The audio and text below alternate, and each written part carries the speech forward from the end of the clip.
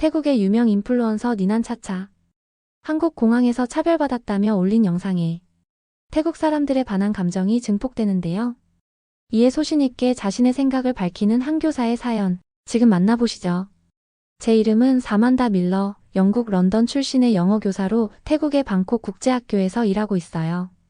정통 영국식 억양과 깔끔한 옷차림으로 저는 학생들에게 꽤 인기가 많은 편이죠. 밀러 선생님, 새 BTS 비디오 보셨어요? 쉬는 시간에 제 학생 중 한 명인 말라이가 물었어요. 아니, 그 한국 남자애들이 춤추는 걸 보는 대신 숙제나 해야 하지 않니? 저는 요즘 유행인 한류가 이해되지 않았어요. 한국에는 관심도 별로 없었고요. 제 친구 찬다는 제 교실 바로 맞은편에서 한국어를 가르쳐요. 지난 화요일 그녀는 점심시간에 교무실로 뛰어들어왔어요. 흥분으로 얼굴이 빛나고 있었죠. 좋은 소식이에요. 우리 학교가 특별 한국 문화연수 프로그램에 선발됐어요. 서울에서 2주간 모든 경비가 지원되는 프로그램이에요. 다른 선생님들은 박수를 치고 축하해 주었어요.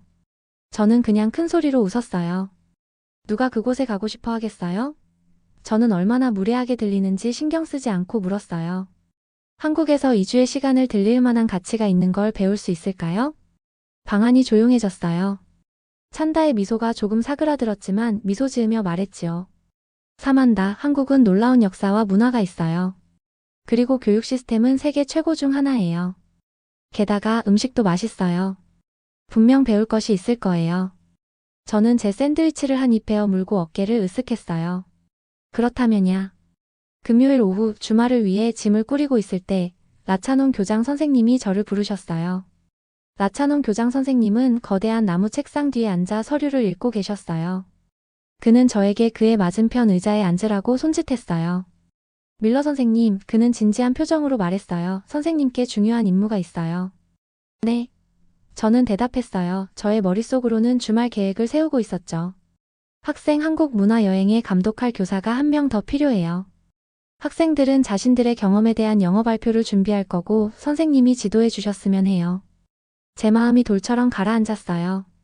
저요? 한국에요? 그는 고개를 끄덕였어요. 10일 일정이고 다음 주 금요일에 출발 예정입니다. 하지만 교장 선생님, 존슨 선생님이나 파텔 선생님이 더 낫지 않을까요? 한국 문화에 관심 있고 좋아하시는 분들이요. 라차논 교장 선생님의 표정이 약간 굳어졌어요. 이것은 요청이 아니라 지시입니다, 선생님. 학교 이사회에서 특별히 선생님을 요청했어요. 프로그램을 주제로 스피치 대회에 참가해야 하는데 이 대회 평가 기준이 높기로 유명하거든요. 영어 전공자가 필요해요. 저는 더 논쟁하고 싶었지만 이미 결정된 사항이라는 생각이 들어서 단념했어요. 한국에 갈 생각을 하니 한숨이 나왔어요.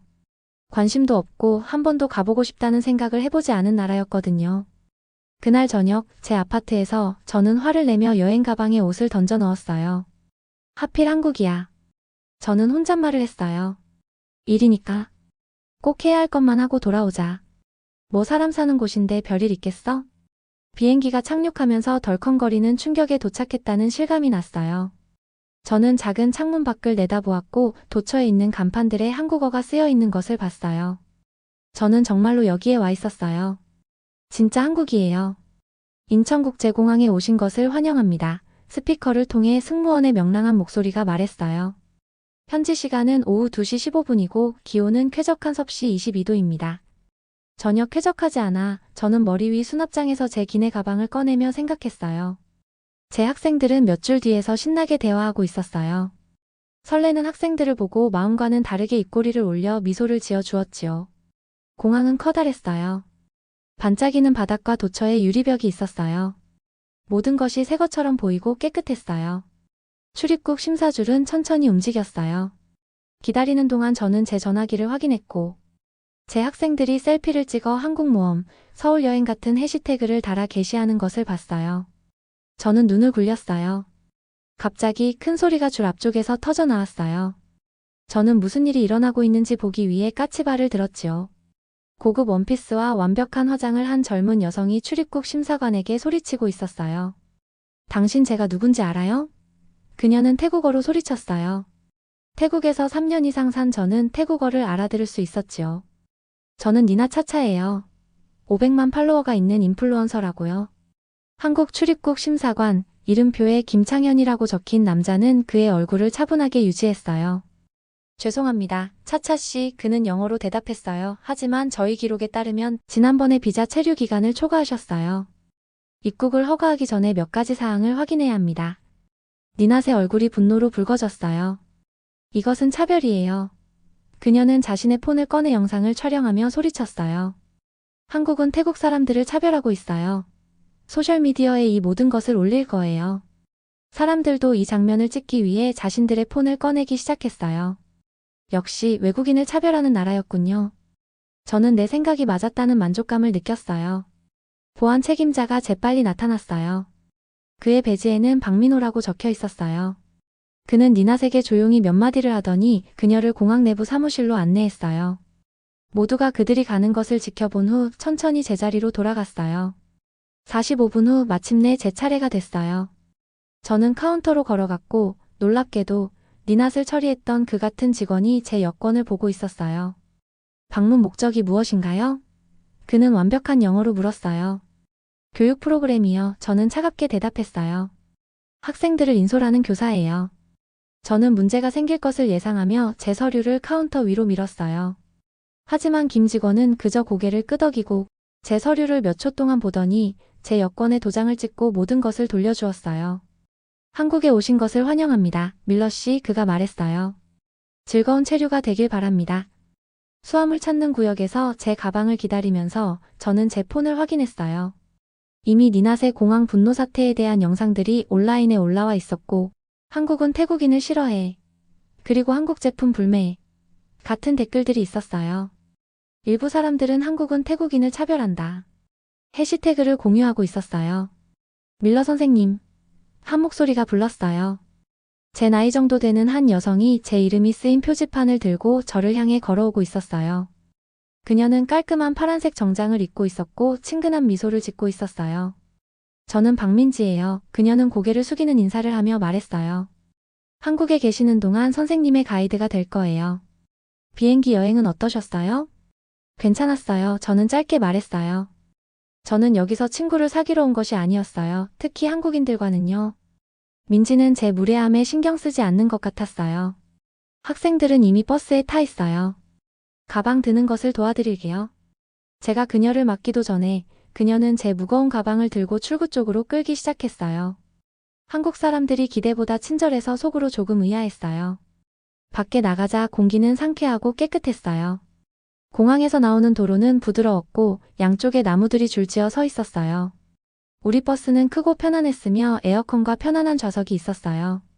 서울로 향하는 동안 저는 창밖을 내다봤어요. 도시가 멀리서 보였어요. 엄청 높은 건물들과 그 뒤에 있는 산들이 섞여 있었어요. 그것은 예뻤어요. 하지만 저는 그것을 인정하고 싶지 않았어요. 제 폰에서 알림이 울렸어요. 태국 뉴스가 니낫의 공항 사건을 다음과 같은 제목으로 보도하고 있었어요. 유명 태국 인플루언서 한국 입국 거부, 태국인에 대한 차별? 우리 버스가 도시로 들어서자 저는 사람들이 깨끗한 보도에서 빠르게 걷고 횡단보도에서 멈춰 녹색 신호를 기다리는 것을 봤어요. 아무도 무단횡단을 하지 않았어요. 아무도 땅에 쓰레기를 버리지 않았어요. 오늘은 호텔에서 쉬시면 됩니다. 민지는 모두에게 말했어요. 내일은 한국의 전통 궁궐을 방문하고 한복도 입어볼 거예요. 학생들은 환호성을 지으며 좋아했어요. 저는 크게 한숨을 쉬었지요. 행복해하는 학생들이 부러울 지경이었어요. 버스는 상점들과 레스토랑들이 줄지어 있는 번화한 거리로 돌아섰어요. 한국어가 쓰여진 간판들이 파란색, 빨간색, 그리고 초록색으로 빛나고 있었어요. 저는 그것들을 전혀 이해하지 못했고 그것이 저를 외롭고 좌절감을 느끼게 했어요. 저는 복도에서 들려오는 신나는 학생들의 소리에 호텔 방에서 깨어났어요. 잠시 동안 저는 제가 어디에 있는지 잊었어요. 그때 생각이 났어요. 한국. 저는 한국에 있었어요. 제가 생각지도 못했던 여행지요. 빠른 샤워 후 저는 호텔 로비에서 학생들과 민지를 만났어요. 아침 8시인데도 모두가 기대에 찬 설레는 얼굴이었지요.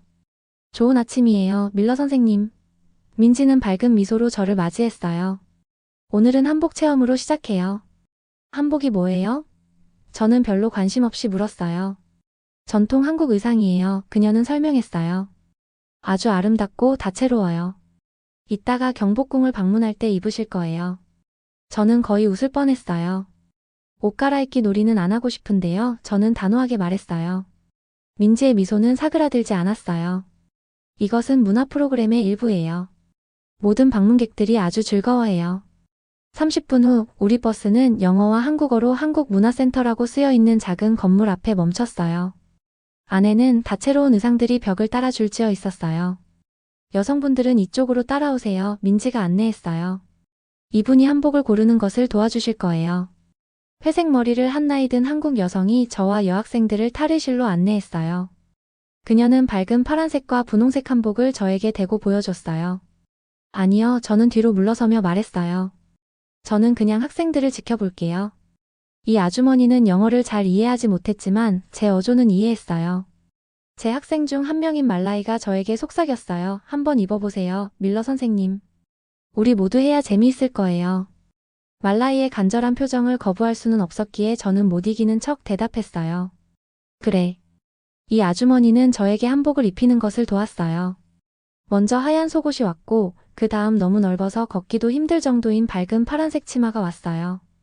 마지막으로 그녀는 긴 소매가 흐르는 분홍색 저고리를 추가했어요. 그녀는 제 가슴 아래에 리본을 묶고 뒤로 물러서서 자랑스럽게 미소를 지었어요. 거울, 그녀는 구석에 있는 전신 거울을 가리키며 말했어요. 저는 마지못해 걸어가서 멈췄어요. 저를 바라보는 사람은 런던에서 온 평범한 사만다 밀러처럼 보이지 않았어요. 다른 시대에서 온 공주님 같았어요. 선명한 색상들은 제 눈을 더 파랗게 보이게 했고 흐르는 천은 제가 돌 때 우아하게 움직였어요. 와, 저는 생각하지 않고 속삭였어요. 정말 아름다워요, 밀러 선생님. 말라이는 그녀 자신의 빨간색과 금색 한복을 입고 감탄했어요. 저는 스스로를 다잡았어요. 정말 비실용적이네요. 저는 재빨리 말했어요. 사람들이 이런 옷을 입고 어떻게 일을 했을까요? 하지만 우리가 경복궁으로 걸어갈 때 저는 제 한복을 입고 특별하게 느끼는 것을 막을 수 없었어요. 사람들이 우리의 사진을 찍기 위해 멈췄어요. 일부 한국 10대들은 심지어 우리와 함께 사진을 찍어달라고 요청했고 우리를 셀럽처럼 대했어요. 궁 자체는 엄청나게 컸어요. 빨강, 초록, 파랑으로 칠해진 거대한 목조 건물들이 완벽한 줄로 서 있었어요. 지붕은 마치 하늘을 향해 미소 짓는 것처럼 모서리가 위로 휘어 있었어요. 이 궁전은 1395년에 지어졌어요. 민지는 우리가 정문을 통과할 때 설명했어요. 화재와 일본 침략 때문에 여러 번 파괴되고 재건되었어요.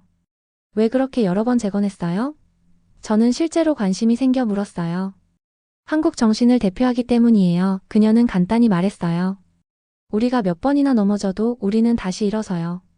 저는 거대한 건물들을 보면서 그것들을 계속해서 재건하는 데 필요한 결단력을 상상해 보려고 했어요. 다음 몇 시간 동안 우리는 궁터를 탐험했어요. 민지는 수세기 전에 그곳에 살았던 왕과 왕비에 대한 이야기를 들려주었어요. 그녀는 금색용 천장이 있는 왕과 왕자들의 방을 보여주고 설명해 주었어요. 저도 모르게 매료되었어요. 이곳은 깊은 역사와 전통이 있는 곳이었어요. 그 오후 우리는 서울 한가운데 산 위에 있는 남산타워를 방문했어요. 꼭대기에서 저는 모든 방향으로 펼쳐진 도시 전체를 볼 수 있었어요. 저기는 한강이에요. 민지가 가리켰어요. 그리고 저 산들은 마치 보호하는 팔처럼 서울을 둘러싸고 있어요. 그 광경은 숨이 멎을 정도로 아름다웠어요. 현대적인 고층 건물들이 궁궐 옆에 서 있었어요. 녹색 공원들이 작은 오아시스처럼 도시 곳곳에 점재해 있었어요. 사람들은 멀리 아래 거리를 걷는 작은 개미처럼 보였어요. 타워에서 걸어 내려오는데 잠시 휴대폰을 보던 사이 저는 길을 잃었어요. 학생들이 335 먼저 내려가 버린 거예요. 갑자기 걱정이 들어 여기저기 주변을 둘러보았어요. 한나이 든 한국 여성이 제가 혼란스러워 보이는 것을 알아챘어요. 그녀는 걱정스러운 표정으로 다가왔어요. 도움? 그녀는 서툰 영어로 물었어요. 길을 잃었어요. 저는 천천히 설명했어요. 제 그룹을 찾아야 해요. 남산타워. 출구? 그녀는 고개를 끄덕이고 저에게 따라오라고 손짓했어요. 그녀는 영어를 거의 하지 못했지만 민지와 제 학생들이 걱정스럽게 기다리고 있는 지하철 출구에 도착할 때까지 저와 함께 세 블록을 걸었어요. 감사합니다. 저는 정말 감사한 마음으로 그 여성에게 말했어요. 그것은 제가 아는 유일한 한국어 문구였고 제가 제대로 말했는지조차 확실하지 않았어요. 그녀의 얼굴은 가장 미소로 빛났어요. 그녀는 걸어가기 전에 제 팔을 부드럽게 토닥였어요. 도움을 주시는 분을 만났군요. 민지가 말했어요. 한국 사람들은 방문객들을 돕는 것을 좋아해요. 그분이 일부러 돌아서 왔어요. 제가 미안한 마음으로 말했어요. 이것이 한국식이에요. 민지는 간단히 대답했어요. 그날 저녁 우리는 전통 한국 식당을 방문했어요. 저는 음식을 입에 안 맞을 거라고 예상했지만 비빔밥과 불고기는 꽤 괜찮았어요. 호텔로 돌아오는 길에 분비는 지하철에서 이상한 일이 일어났어요.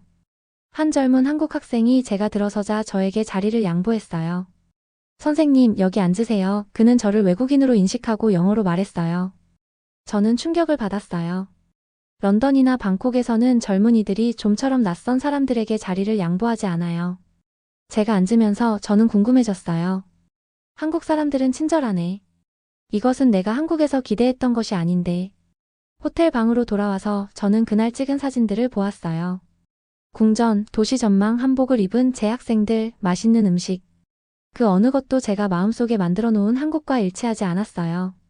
하지만 그날 밤 잠이 들면서 저를 도와준 노인 여성의 얼굴이 계속해서 제 마음속에 나타났어요. 그녀의 친절함은 전혀 가짜처럼 보이지 않았어요. 10일이 제가 예상했던 것보다 빨리 지나갔어요. 저는 방콕으로 돌아와 공항에서 제 아파트로 가는 택시에 앉아 있었어요. 운전사는 제 수화물 태그를 보았어요. 한국에 다녀오셨나 봐요. 그는 눈썹을 올리며 물었어요. 요즘 그들이 태국인들을 차별한다고 하던데요. 저는 동의하려고 입을 열었어요. 그렇지만 거짓말을 할 수는 없더라고요. 사실 제 경험은 꽤 달랐어요. 운전사는 놀란 표정이었어요. 하지만 뉴스에서는 뭐라고 하는지 알아요. 저는 대답했어요. 하지만 제가 만난 일반 한국 사람들은 친절하고 따뜻했어요. 다음날 학교에 출근하자 예상보다 더 격렬한 반응을 만났지요. 제가 없는 동안 반한국 감정이 폭발했어요. 학생들은 K-팝 포스터를 찢어내렸어요. 학부모들은 한국어 수업을 취소해달라고 요구했어요. 들었어요?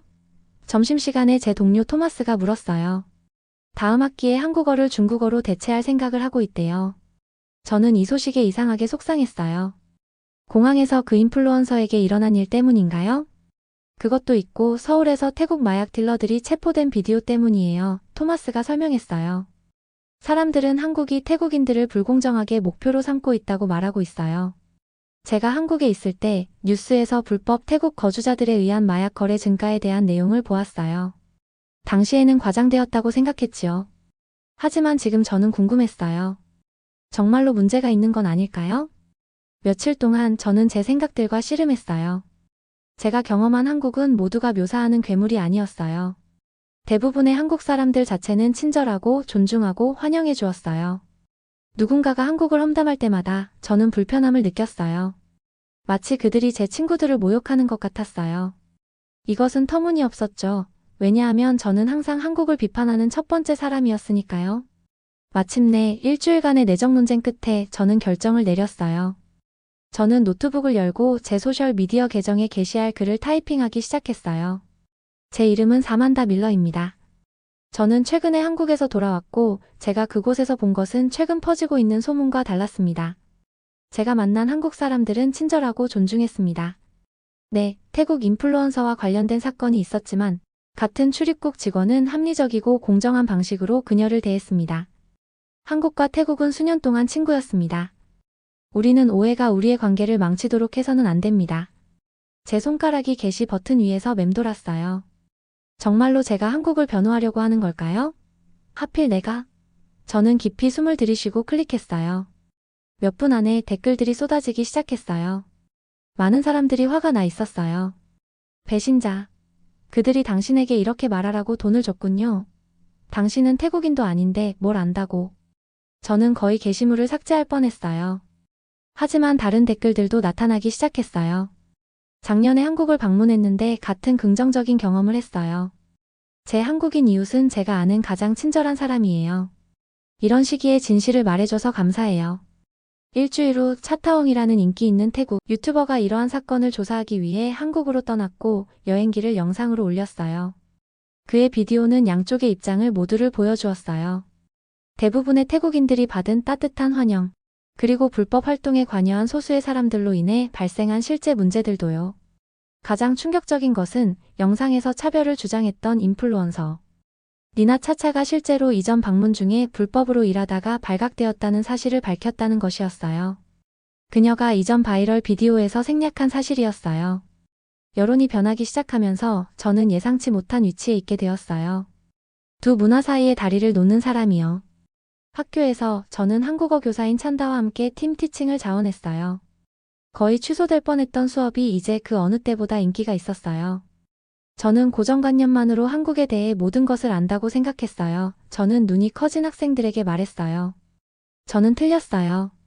직접 경험해보기 전에는 절대 국가나 그 사람들을 판단하지 마세요. 제 교실에서 저는 한국어 문화에 관한 지도와 정보와 함께 한국 여행에서 찍은 사진들을 걸었어요. 학생들이 차별 소문에 대해 물었을 때 저는 그들이 온라인에서 들은 것에 대해 비판적으로 생각할 수 있도록 격려했어요. 한 사람의 잘못된 행동이 전체 국가를 대표하지 않아요. 이것이 제 새로운 모토가 되었어요. 그리고 하나의 오해가 국가 간의 우정을 파괴해서는 안 돼요. 때때로 저는 제가 얼마나 많이 변했는지 아직도 믿을 수 없어요. 한때 한국의 모든 것을 싫어했던 제가 이제는 한국 문화를 변호하고 이해를 구축하고 있어요. 제가 두려워했던 여행이 제 인생에서 가장 중요한 여행이 되었어요. 그것은 우리가 마음속에 쌓는 벽들이 종종 아무것도 아닌 공기에 기반한다는 것을 가르쳐 주었어요. 그리고 일단 그 벽들이 무너지면 우리는 대신 다리를 건설하기 시작할 수 있어요. 새롭게 발견한 존중과 호기심으로 한국 문화에 대해 토론하는 제 학생들을 보면서 저는 미소를 지어요. 제가 원하지 않았던 여행은 선물이 되었어요. 편견에서 다리 놓는 사람으로의 여정이라는 선물이요. 저는 한국을 다시 방문할 계획을 세우고 있어요. 이번에는 처음부터 열린 마음으로요. 영상 재미있게 보셨나요? 마음에 드셨다면 구독과 좋아요 부탁드리겠습니다. 감사합니다.